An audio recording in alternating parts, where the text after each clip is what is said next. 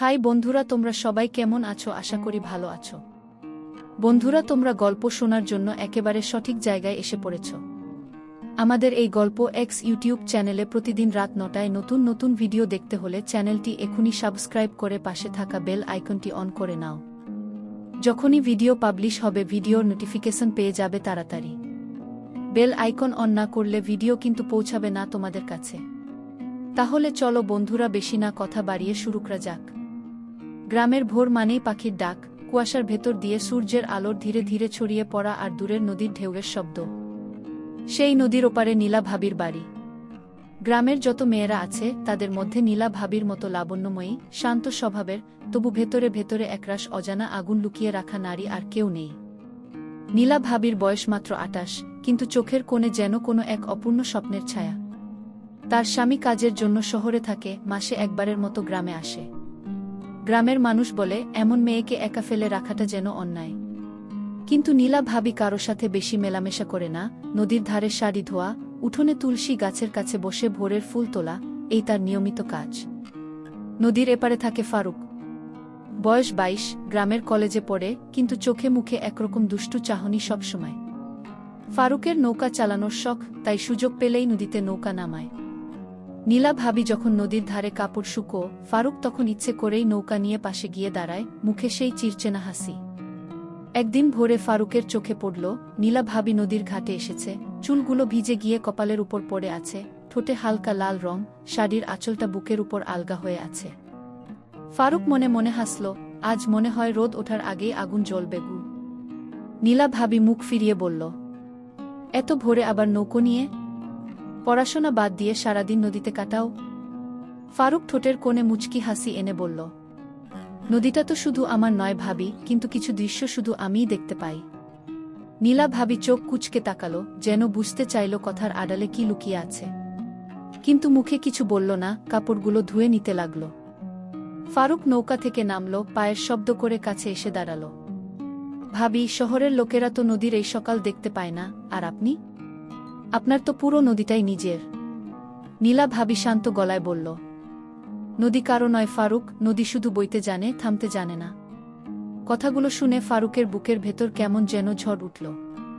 সে বুঝল নীলা ভাবি শুধু নদী নিয়ে কথা বলছে না, তার জীবন নিয়েও বলছে।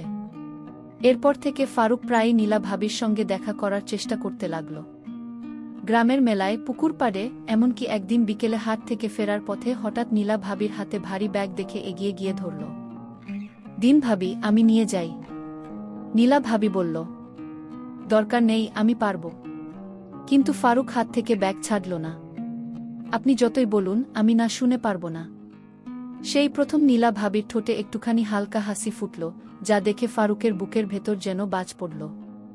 রাতে নদীর ধারে দাঁড়িয়ে ফারুক আকাশের দিকে তাকিয়ে ভাবল, নীলা ভাবি নদীর মতোই, দূর থেকে সুন্দর, কাছে গেলে গভীর আর অনন্ত, কিন্তু সেই গভীরতার ভেতরে ঢোকার অনুমতি কি সে কখনো পাবে? গ্রামে কথা উঠতে শুরু করল, ফারুক আর নীলা ভাবির চোখাচোখি নাকি একটু বেশিই হচ্ছে, কেউ কেউ মজা করে, কেউ বা ঈর্ষা নিয়ে। কিন্তু দুজনের ভেতরে একটা নীরব বোঝাপড়া তৈরি হয়ে গেছে, যা ভাষায় বলা যায় না, কিন্তু চোখে চোখে বোঝা যায়। একদিন বিকেলে ঝড় উঠল, আকাশ কালো হয়ে এলো। নীলা ভাবি তখন উঠোনে শুকনো কাপড় তুলছে। ফারুক হঠাৎ গেটের কাছে এসে দাঁড়াল।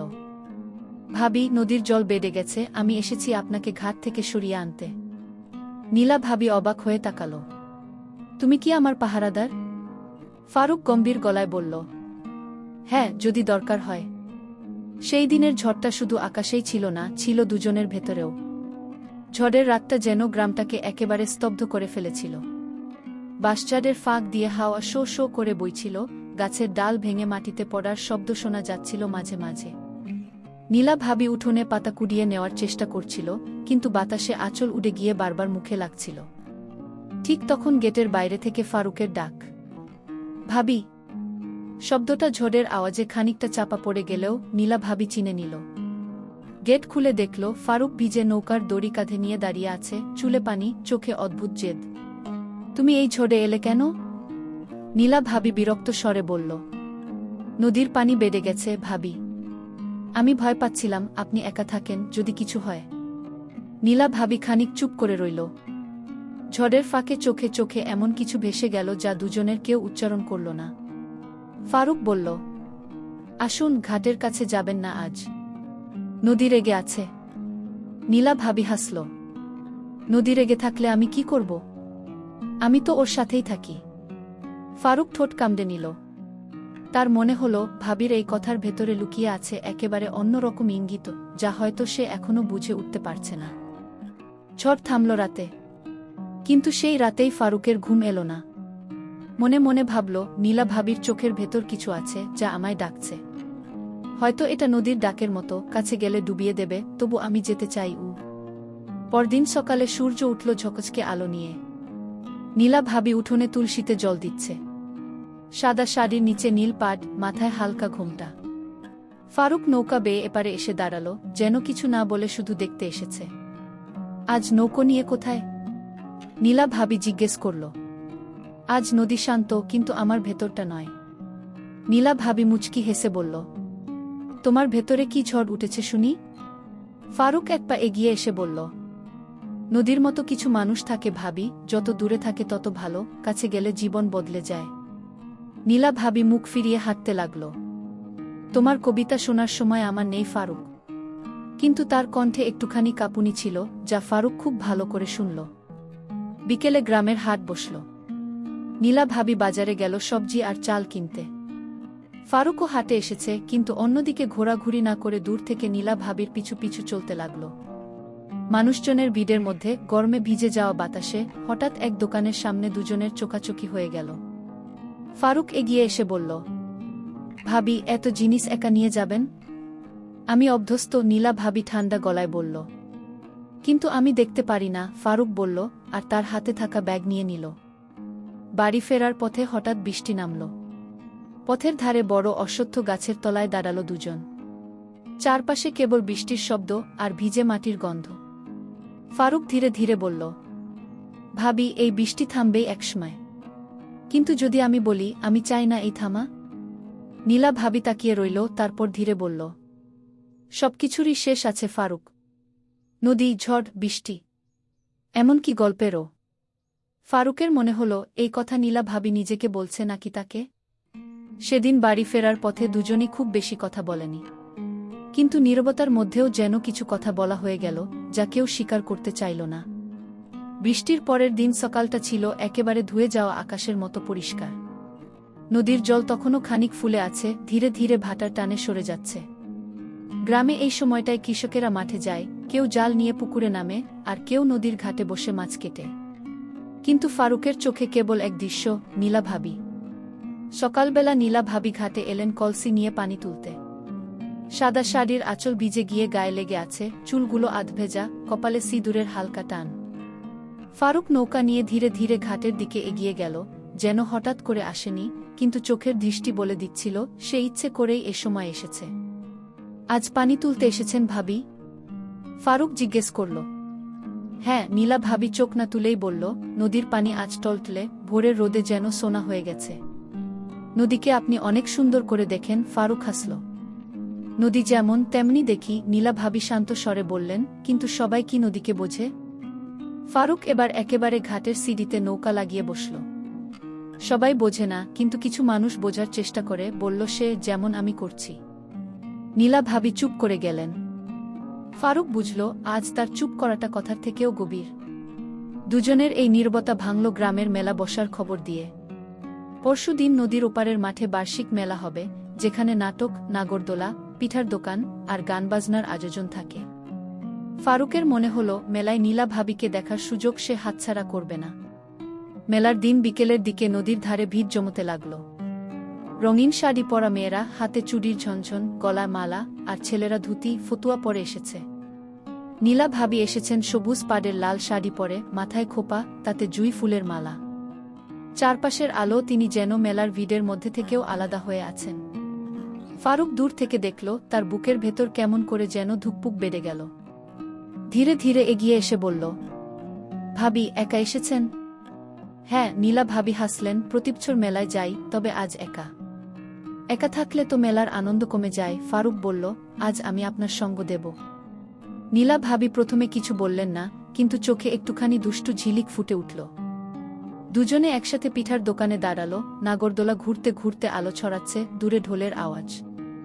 ফারুক বলল, ভাবি, আপনি যদি চান, আজকের রাতটা আমি মনে রাখব চিরদিন। নীলা ভাবি তাকালেন, চোখে এক অদ্ভুত গভীরতা। মনে রাখা আর ভুলে যাওয়ার মধ্যে পার্থক্য খুব সূক্ষ্ম। ফারুক মেলার ভিড়ের মধ্যে দিয়ে হাঁটতে হাঁটতে হঠাৎ একটা জায়গায় ভিড় বেড়ে গেল। নীলা ভাবি একটু পিছিয়ে পড়লেন, আর ফারুক তার হাতটা ধরে টেনে নিল সামনে। হাত ছাড়ানোর বদলে নীলা ভাবি কিছুক্ষণ সেইভাবেই হাঁটলেন, কিন্তু মুখে কিছু বললেন না। মেলার শেষে নদীর ঘাটে এসে দাঁড়ালো দুজন। চারপাশে কেবল কয়েকটা লণ্ঠনের আলো, দূরে ঢেউয়ের শব্দ আর রাতের হাওয়া। ফারুক বলল, ভাবি, নদী যেমন বয়ে যায়, আমাদের এই পথও কি একদিন মিলবে? নীলা ভাবি ধীরে ধীরে বললেন, নদীর মিলন সবসময় সমুদ্রে হয় ফারুক, কিন্তু তাতে সব নদী সুখী হয় না। ফারুকের মনে হলো এই কথা শুধু নদী নিয়ে নয়, তাদের নিয়েও। আর সেই মুহূর্তে সে বুঝল, এই গল্পের আগুন এখনো শুরুই হয়েছে। মেলার সেই রাত শেষ হলেও নদীর ঘাটে কাটানো মুহূর্ত যেন ফারুকের মনে গেঁথে রইল। নদীর হাওয়া, জলে লণ্ঠনের ঝাপসা প্রতিফলন, আর নীলা ভাবির চোখের সেই অনির্বচনীয় গভীরতা, সব মিলে তার মনে এক অদ্ভুত অস্থিরতা তৈরি করল। সকালের দিকে গ্রামটা আবার তার স্বাভাবিক ছন্দে ফিরল। পাখির ডাক, কলের জলের শব্দ, আর মানুষের ডাকাডাকি। কিন্তু ফারুকের চোখে সেই সকালও যেন অন্যরকম লাগল, কারণ তার মনে হচ্ছিল, এখন নীলা ভাবি অন্যরকম ভাবেই তার দিকে তাকাবেন। সকালের জল তুলতে ঘাটে এলেন নীলা ভাবি। মাথায় হালকা ঘোমটা, সাদানীল পাড়ের শাড়ি, হাতে পিতলের কলসি। ফারুক নৌকার দড়ি বেঁধে দাঁড়িয়েছিল। ভাবি, কাল রাতটা আমার মনে থেকে যাবে, ফারুক ধীরে বলল।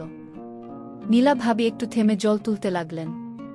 কিছু কিছু রাত থাকে যা মনে রাখা ভালো, কিন্তু বলা ভালো নয়। ফারুক এগিয়ে এসে বলল, তবে আমি কি আপনার জীবনের সেই নাবলা গল্পের অংশ হতে পারি?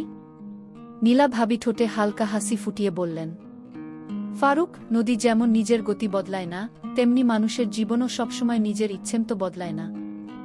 ফারুক কিছু বলল না, কিন্তু তার চোখে স্পষ্ট ছিল, এই কথার আড়ালে নীলা ভাবি যতই দূরত্ব রাখতে চান, ভেতরে ভেতরে তিনি কিছু অনুভব করছেন। এরপরের কয়েকদিনে গ্রামের কাজের ভিড় বেড়ে গেল। বৃষ্টির পর কৃষকেরা ধান কাটতে ব্যস্ত, বাজারে মাছের সরবরাহ বেড়ে গেছে। তবু সুযোগ পেলেই ফারুক নদীর ঘাটে বা মেঠোপথে নীলা ভাবিকে দেখতে চেষ্টা করে। কখনো দুজনের চোখাচোখি হয়, কখনো হয় না, কিন্তু সেই অনিশ্চয়তাই যেন গল্পটাকে আরও বুনে নিয়ে যায়। একদিন বিকেলে আকাশে কালো মেঘ জমেছে, হাওয়ায় ভিজে মাটির গন্ধ। নীলা ভাবি উঠোনে কাপড় তুলছিলেন, এমন সময় ফারুক এসে দাঁড়ালো গেটের বাইরে। ভাবি, নদীর উপর দিয়ে কাল রাতের মতোই হাওয়া বইছে। মনে হচ্ছে আবার বৃষ্টি নামবে। হোক, নীলা ভাবি বললেন, বৃষ্টি তো এ গ্রামের আশীর্বাদ।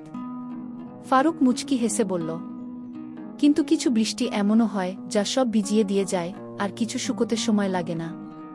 নীলা ভাবি তাকালেন, যেন বুঝতে চাইছেন, ফারুক কি সত্যিই শুধু বৃষ্টি নিয়ে কথা বলছে। হঠাৎ ঝিরঝির করে বৃষ্টি নেমে এলো। নীলা ভাবি ছুটে বারান্দায় ঢুকলেন। ফারুক গেটের বাইরে দাঁড়িয়েই বৃষ্টিতে ভিজতে লাগল, চোখে সেই একরোখা চাহনি। নীলা ভাবি এক মুহূর্তের জন্য গেটের কাছে এসে বললেন, তুমি ভিজে যাবে, বাড়ি যাও। আমি ভিজে গেলে আমার কিছু হবে না, কিন্তু যদি আপনাকে একদিন না দেখি, সেটা আমার পক্ষে সহ্য হবে না। কথাটা শেষ করে ফারুক ধীরে ধীরে মেঠোপথ ধরে চলে গেল, আর নীলা ভাবি বারান্দায় দাঁড়িয়ে দীর্ঘক্ষণ সেই দিকে তাকিয়ে রইলেন, যেন বৃষ্টির শব্দর আড়ালে নিজের মনকে বোঝানোর চেষ্টা করছেন। সেই রাতে নদীর ধারে হালকা কুয়াশা নামল। দূরে বাঁশঝাড়ের ফাঁকে কুকুরের ডাক, আর ঢেউয়ের মৃদু আওয়াজে নীলা ভাবির মনে যেন আবার ফারুকের কথা ফিরে এলো, যদি আপনাকে একদিন না দেখি। বৃষ্টির পর গ্রামে কাদা জমেছে, তবে বাজার আর ঘাটের ভিড় আগের মতোই। কিন্তু এখন গ্রামে আরেকটা ভিড় জমেছে, লোকের মুখে মুখে কথা।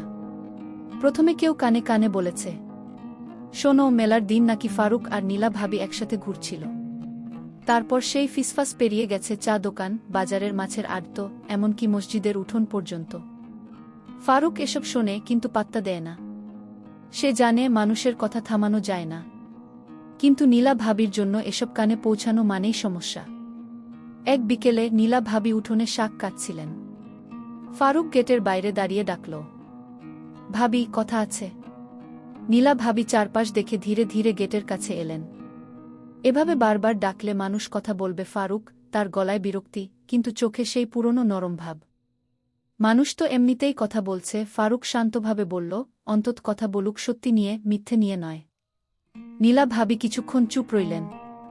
তারপর বললেন, তুমি বুঝতে চাও না, মেয়েদের জন্য গুজব আগুনের মতো। তা নিভে গেলেও দাগ থেকে যায়। ফারুক ধীরে ধীরে বলল, আর আমি বুঝতে চাই, আগুনে ভয় পেলে কি কখনো আলো পাওয়া যায়? এ কথার পর দুজনের চোকাচোকি হল। সেই চোখের মধ্যে ভয়, টান আর একরকম অদম্য আকর্ষণ সবই মিশেছিল। রাতে ফারুক নদীর ধারে নৌকা বেঁধে বসে আছে। আকাশে আধো চাঁদ, ঢেউয়ের শব্দ আর দূরে শিয়ালের ডাক। হঠাৎ পেছনে কারো পায়ের শব্দ। ঘুরে দেখল নীলা ভাবি। এই রাতে এখানে? ফারুক অবাক হল। ঘুম আসছিল না, নীলা ভাবি বললেন, নদীর হাওয়া নিতে এসেছি। দুজনেই কিছুক্ষণ চুপ করে নদীর দিকে তাকিয়ে থাকল।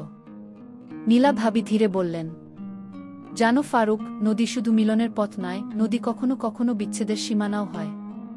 ফারুক হাসল। তাহলে চলুন দেখি, এই নদী আমাদের জন্য কোনটা হবে। নীলা ভাবি কিছু বললেন না, কিন্তু তার চোখে এক ফোঁটা জল চিকচিক করল। গ্রামের গুজব যেন থামার নাম নিচ্ছে না। এখন শুধু চা দোকানে নয়, মাঠে কাজের বিরতিতেও, এমনকি মহিলাদের উঠোনের আড্ডাতেও নীলা ভাবি ও ফারুকের নাম ঘুরে ঘুরে আসছে। কেউ বলে, বিধাতাই জানে কি হয়েছিল, তবে কিছু একটা আছে। আর কেউ হাসি মুখে যোগ করে, নদীর ধারে রাতে তো শুধু মাছ ধরা হয় না, অন্য অনেক কিছু ধরা পড়ে। এইসব কথা নীলা ভাবির কানে পৌঁছাতে দেরি হয় না। তিনি বাইরে যাওয়া কমিয়ে দেন, এমনকি ঘাটে জল তুলতেও এখন খুব ভোরে বা গভীর রাতে যান, যাতে কাউকে না দেখতে হয়। ফারুক কিন্তু থামে না। সে জানে নীলা ভাবি ইচ্ছে করেই দূরে থাকছেন, তবুও প্রতিদিন কোনো না কোনো অজুহাতে তার পথের কাছে এসে দাঁড়ায়, কখনো বাজার থেকে ফেরার পথে, কখনো ঘাটে, কখনো মেলার মাঠের পাশ দিয়ে। একদিন সন্ধ্যায় আকাশে কালো মেঘ, বিদ্যুতের ঝলকানি মাঝে মাঝে গ্রামকে আলোকিত করছে। নীলা ভাবি উঠোনে কাঁথা সেলাই করছিলেন। হঠাৎ গেটের বাইরে ফারুকের কণ্ঠ, ভাবি, আমার সঙ্গে নদীর ধারে একটু যাবেন? নীলা ভাবি বিরক্তি চাপিয়ে বললেন, এখন সময় নয়, গ্রামের লোক দেখবে। ফারুক দ্বিধ গলায় বলল, দেখুক, যারা গুজব রটায় তারা দেখলেও কিছু বদলাবে না। কিন্তু আমি যদি আপনাকে না দেখি, আমার ভেতরের ঝড় থামবে না। শেষমেশ নীলা ভাবি চুপ করে কাঁথা নামিয়ে রাখলেন। হয়তো তিনি নিজেকেই বোঝালেন, শুধু নদীর হাওয়া নিতে যাচ্ছেন, আর কিছু নয়। নদীর ঘাটে পৌঁছে দুজনেই কিছুক্ষণ চুপ করে দাঁড়িয়ে রইল। বিদ্যুতের আলো, নদীর জল রূপালী হয়ে উঠেছে, দূরে বজ্রের গর্জন শোনা যাচ্ছে। নীলা ভাবি ধীরে বললেন, ফারুক, এই সম্পর্ক যদি কখনো ভেসে যায়, তুমি সামলাতে পারবে? ফারুক গভীরভাবে তার দিকে তাকিয়ে বলল, নদী ভাষায়, আবার নদী তীরে ফেরাজো। আমি শুধু চাই আপনি আমার সঙ্গে থাকুন, যেদিকে যাই না কেন।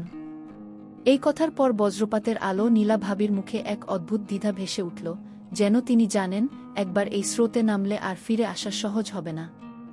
বর্ষার শেষ দিক।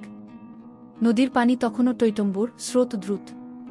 কিন্তু গ্রামের মানুষের চোখে এখন স্রোতের চেয়েও দ্রুত বইছে গুজব। দিন কয়েক আগেই চা দোকানে বসে কয়েকজন যুবক বলাবলি করছিল, ফারুক তো বুঝি এখন ভাবির বাড়ির দিকেই বেশি ঘোরে। ঘোরে নয় ভাই, ও তো সোজা ঘুরে গেছে। এই কথা শুনে পাশে বসা কয়েকজন খিস্তি গালাগালো ছুড়ে দিল, যেন তারা ন্যায়ের রক্ষক। কথা এখানেই থামল না। গ্রামের কয়েকজন বয়স্ক মানুষ ঠিক করল, এইসব যদি এখনই থামানো না যায়, তাহলে গ্রামের মানসম্মান থাকবে না। আগে এক বিকেলে ফারুক বাজার থেকে ফিরছে, হাতে মাছের ঝুড়ি। হঠাৎ তিনজন লোক রাস্তা আটকে দাঁড়াল। ফারুক, একটু দাঁড়া, কথা আছে। ফারুক বুঝে গেল, কথা মানে শুধু কথা নয়। কি কথা? সে শান্তভাবে বলল, তুই কি ভাবিস, গ্রামের বিধবা মহিলাদের নিয়ে এভাবে চলতে দেওয়া হবে? বিধবা হলেও উনি মানুষ, আর আমার কাছে উনি। ফারুক থেমে গেল, বাকিটা গিলে ফেলল। একজন এগিয়ে এসে বলল, তোর মুখ বন্ধ রাখ, না হলে হাত বন্ধ করতে হবে। ফারুক দ্বিধ গলা উত্তর দিল, মুখ বন্ধ করতে চাইলে আগে সত্যি জানো, তারপর কথা বলো। ওরা ফারুককে ধাক্কা দিয়ে চলে গেল, কিন্তু হুমকিটা বাতাসে থেকে গেল, যেন গ্রামের অন্ধকার গলির মতো, যেখানে আলো ঢুকতে চায় না। সেদিন রাতেই নীলা ভাবির উঠোনে ফারুক চুপি চুপি এল। ভাবি, এখন আর শুধু গুজব নয়, লোকেরা সরাসরি বাধা দিচ্ছে। নীলা ভাবির চোখে আতঙ্ক। আমি ভয় পাচ্ছি ফারুক। শুধু নিজের জন্য নয়, তোমার জন্যও। ফারুক হাসল, কিন্তু চোখে এক ফোঁটা কঠিন দৃঢ়তা। ভয় নদীর মতো, ভাবি। তীরে দাঁড়িয়ে থাকলে তা কেবল বাড়বে। নেমে পড়লেই বোঝা যায় স্রোত কি আমাদের ভাসাবে নাকি পার করাবে। দূরে আবার বজ্রের গর্জন, কিন্তু এবার মনে হল এই গর্জন যেন শুধু আকাশের নয়, গ্রামের ভেতর জমে থাকা ঝড়েরও। সকাল থেকে গঞ্জনাটা ছড়িয়ে পড়েছে। আজ বিকেলে পঞ্চায়েত বসবে, আর বিশ্বস্তা নাকি ফারুক আর নীলা ভাবি নিয়ে। গ্রামের মোড়, চা দোকান, এমনকি মসজিদের বারান্দায়ও লোকজন জটলা বেঁধেছে। কারো চোখে কৌতূহল, কারো চোখে রাগ, আবার কারো চোখে মিশ্র হাসি, যেন এই নাটক তাদের বিনোদন। বিকেলের দিকে মসজিদের পাশের বটগাছের নিচে পঞ্চায়েতের আসর বসল। বুড়ো মুরব্বীরা মাটিতে চাটাই বিছিয়ে বসলেন, চারপাশে দাঁড়িয়ে রইল গ্রামের ছেলেবুড়ো মহিলা সবাই। প্রথমে একজন বুড়ো মুরব্বী বললেন, নীলা, তোর স্বামী মারা গেছে 3 বছর আগে। তুই আমাদের গ্রামের সম্মানের সঙ্গে আছিস, কিন্তু এখন গুজব শোনা যাচ্ছে তুই আর ফারুক একসাথে সময় কাটাস। আরেকজন যোগ করল, বিধবার জন্য এভাবে চলা ঠিক নয়। নীলা ভাবি চুপ করে দাঁড়িয়েছিলেন, তার চোখে আতঙ্কের বদলে একরকম শান্ত দৃঢ়তা। হঠাৎ ফারুক এগিয়ে এলো। আমি কিছু বলবো? তোর কথা শোনার দরকার নেই, একজন রেগে বলল। কিন্তু ফারুক থামল না। মানুষের মুখ থামানো যায় না, কিন্তু সত্যি না বলে থাকা যায়? নীলা ভাবি আমার কাছে শুধু গ্রামের কোনো বিধবা নয়, তিনি আমার শ্রদ্ধার মানুষ, আমার প্রেরণা।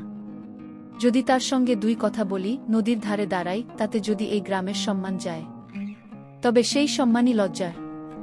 চারপাশে ফিসফিসানি বাড়ল। কেউ কেউ তাকালো, যেন এই সাহস তাদের অস্বস্তি দিচ্ছে। তখনই নীলা ভাবি ধীরে সামনে এসে দাঁড়ালেন। আমি বলবো। সবাই চুপ। বাতাসে শুধু নদীর দূর গর্জন শোনা যাচ্ছে। নীলা ভাবি বললেন, আমি বিধবা, কিন্তু আমি মৃত নেই। আমার হাসি, আমার দুঃখ, আমার পছন্দ অপছন্দ আছে। ফারুক যদি আমার সঙ্গে কথা বলে, তাতে যদি এই গ্রামের শান্তি ভাঙে, তবে সেই শান্তি ভাঙুক। কারণ সত্যি হলো, আমি ফারুককে বিশ্বাস করি, আর সেই বিশ্বাসে কোনো পাপ নেই। এই কথার পর কয়েক মুহূর্ত নীরবতা নেমে এলো। তারপর কেউ কেউ গুনগুন করতে লাগল, কেউ সমর্থনে, কেউ বিরোধে। পঞ্চায়েতের বুড়ো মুরব্বী গলা খাকারি দিয়ে বললেন, গুজব থামাতে হলে সবাইকে মুখ বন্ধ রাখতে হবে। আর যারা আজ এখানে এসেছে তারা মনে রাখ, মানুষের ব্যক্তিগত সম্মান গ্রামের সম্মানের মতোই বড়। লোকজন আস্তে আস্তে ছড়িয়ে পড়ল। কিন্তু নীলা ভাবি ও ফারুক জানল, এ লড়াই শেষ নয়, এটা কেবল শুরু। দূরে নদী যেন আরও জোরে বইছে, যেন সেও জানে তাদের সামনে স্রোত আরও উত্তাল হবে। পঞ্চায়েতের সেই দিনের পর প্রায় 2 সপ্তাহ কেটে গেছে। গুজব কিছুটা থেমেছে, কিন্তু অদৃশ্য নজরদারি থামেনি। যেন প্রতিটি দৃষ্টি, প্রতিটি ফিসফিসানি শুধু তাদের জন্যই তৈরি। একদিন বিকেলে আকাশে হঠাৎ কালো মেঘ জমে এলো। নদীর দিকে বড় বড় ঢেউ ছুটে যাচ্ছে। ফারুক মাছ ধরার জাল গুটিয়ে তীরে বসেছিল। তখনই নীলা ভাবি এলেন, চোখে একরকম তীব্রতা। ফারুক, আমি সিদ্ধান্ত নিয়েছি। কিসের সিদ্ধান্ত ভাবি? নীলা গভীর শ্বাস নিলেন। এভাবে লুকিয়ে ভয়ে বেঁচে থাকব না। আমি তোমার সঙ্গে থাকব, কিন্তু শর্ত আছে, গ্রামের সামনে, সবার সামনে এই সম্পর্ক স্বীকার করব। ফারুক চুপ করে তার মুখের দিকে তাকিয়ে রইল। তুমি জানো, এটা মানে হবে অনেকের রাগ, অপমান, হয়তো ঘরছাড়া হওয়া পর্যন্ত।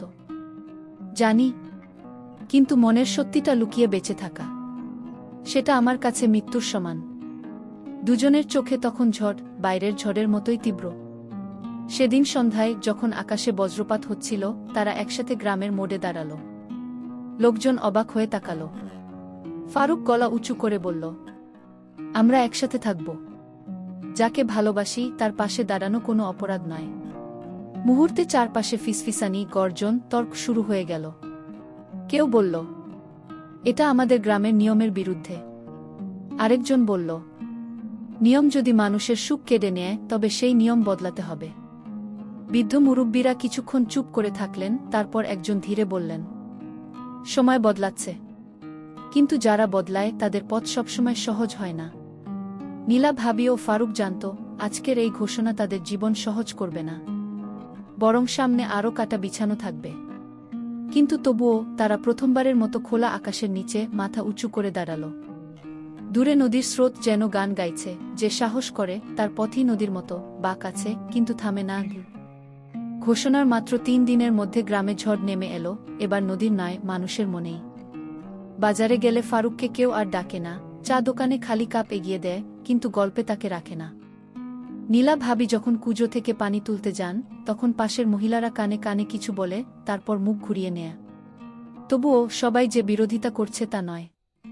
কিছু তরুণ ছেলে মেয়ে যারা শহরে গিয়ে কলেজে পড়ে, তারা চুপি চুপি এসে বলে, ভাই, আপনারা যা করেছেন সেটা সাহসী কাজ। একদিন দুপুরে হঠাৎ গঞ্জনাটা আকার নিল, গ্রামের একদল মানুষ নাকি পঞ্চায়েতের কাছে আবেদন নিয়ে গেছে, যাতে ফারুক আর নীলা ভাবিকে গ্রাম ছাড়তে বলা হয়। সেই সন্ধ্যায় আবার বটগাছের নিচে পঞ্চায়েত বসল। ভিড় আগের চেয়েও বেশি। বাতাস ভারী, যেন মেঘ জমে আছে মাটির উপরে। একজন মাঝবয়সী মানুষ চিৎকার করে বলল, ওরা গ্রামে থাকলে আমাদের ছেলেমেয়েরা পথ হারাবে। তখনই ভিড়ের মধ্যে থেকে এক যুবক উঠে দাঁড়াল।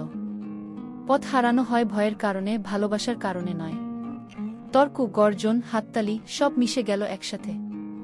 শেষে মুরব্বি উঠে দাঁড়ালেন। এই গ্রাম নদীর পাড়ে। নদী সবসময় বদলায়, কখনো কমে, কখনো বাড়ে, কিন্তু কখনো থামে না। মানুষও বদলায়। আমরা যদি আজ তাদের তাড়িয়ে দিই, কাল আমাদের সন্তানরাও আমাদের ছেড়ে যাবে। তাই তারা গ্রামে থাকবে। তবে মনে রাখবে, যতদিন বাঁচো সবার সম্মান রেখো। ফারুক ও নীলা ভাবি একে অপরের দিকে তাকালো। চোখে জল, কিন্তু তা দুঃখের নয়, এটা স্বস্তির, লড়াইয়ের পরের প্রথম নিঃশ্বাসের। পথ এখনও কঠিন, কিন্তু আজ তারা জানল, গ্রামের মাটি এখনও তাদের পায়ের তলায় দৃঢ়।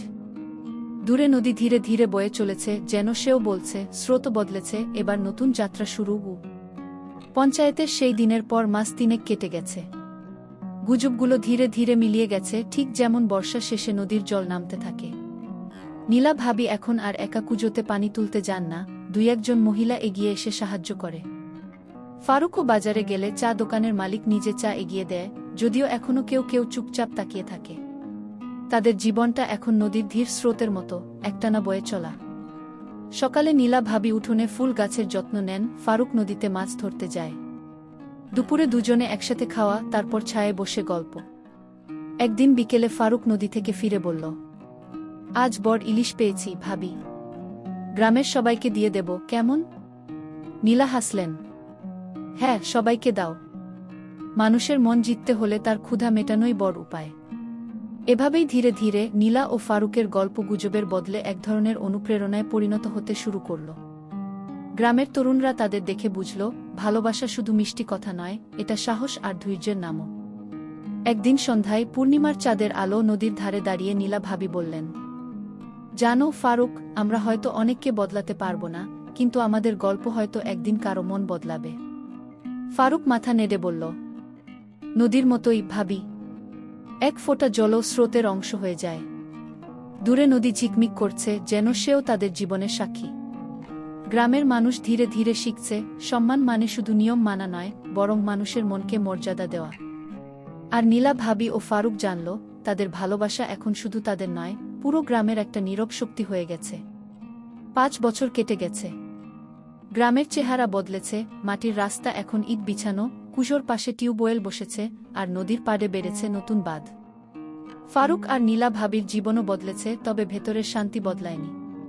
তারা এখন গ্রামের সবাইকে চেনে, সবাইও তাদের চেনে, গুজবের মানুষ হিসেবে নয়, বরং সেই দুজন হিসেবে যারা ভয় না পেয়ে নিজের পথে হাঁটতে শিখিয়েছিল। এক বিকেলে শরতের সাদা মেঘের নিচে নদীর ধারে বসে নীলা ভাবি পুরনো দিনের কথা মনে করছিলেন। ফারুক পাশে এসে বলল, ভাবি, মনে আছে? এই জায়গায় দাঁড়িয়েই তুমি প্রথম বলেছিলে, ভয় পেয়ে বাঁচব না। নীলা হেসে বললেন, মনে আছে, তখন আকাশেও ঝড় ছিল, আর মনেও। পাশে কিছু তরুণ ছেলে মেয়ে এসে বসল। তারা শহরে পড়াশোনা করে ছুটিতে গ্রামে এসেছে। একজন বলল, চাচা, চাচি, আপনারা না থাকলে আমরা হয়তো এখনো মনে করতাম, গ্রামের নিয়ম মানে জীবনের নিয়ম। ফারুক ও নীলা একে অপরের দিকে তাকালো, চোখে সেই নীরব গর্ব যা লড়াইয়ের পর পাওয়া যায়। সূর্য তখন ধীরে ধীরে ডুবে যাচ্ছে, নদীর পানিতে সোনালি আভা পড়ছে। দূরে ভেসে আসছে নৌকার গান। নীলা ভাবি ধীরে বললেন, ফারুক, দেখো, নদী থেমে যায়নি, আমরাও না। ক্যামেরার মতো দৃশ্য ধীরে ধীরে উপরে উঠছে, নদী, গ্রাম, আর দুই মানুষ দাঁড়িয়ে আছে পাড়ে হাত ধরে। জীবনের সব লড়াই পেরিয়ে তারা প্রমাণ করেছে, ভালোবাসা নদীর মতো, বাঁক আছে, বাধা আছে, কিন্তু শেষ পর্যন্ত তা বয়ে চলে, চিরকাল। যদি এই গল্পটি আপনাকে স্পর্শ করে থাকে, তাহলে পরবর্তী ঘটনা শোনার জন্য অপেক্ষা করুন। আর বন্ধুরা, আমাদের এই ইউটিউব চ্যানেলে ভালো ভালো গল্প শুনতে হলে প্লিজ এখনই সাবস্ক্রাইব করুন এবং পরবর্তী পর্ব মিস করবেন না।